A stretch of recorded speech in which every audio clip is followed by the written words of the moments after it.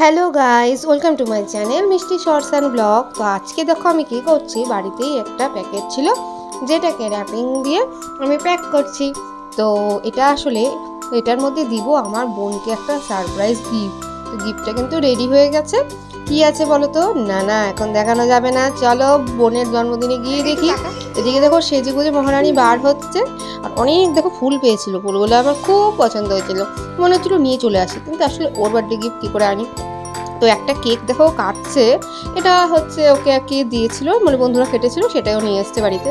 এরপর ওকে আশীর্বাদ করা হয়, সবাই আশীর্বাদ দেয়, মানে বাড়ির লোকজন, বাবা মা আমি আমার বর, মা ফটো তুলছে আবার তখন।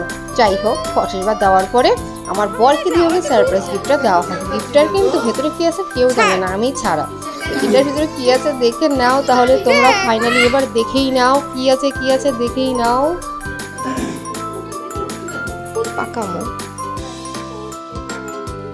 হ্যাঁ হয়েছে, ছাড়ো।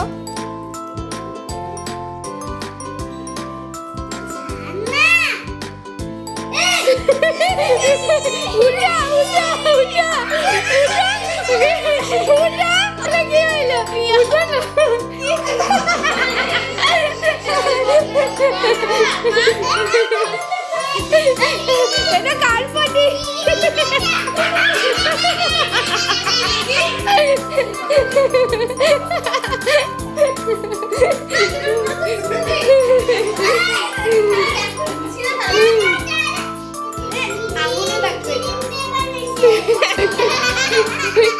কি করিস তুই?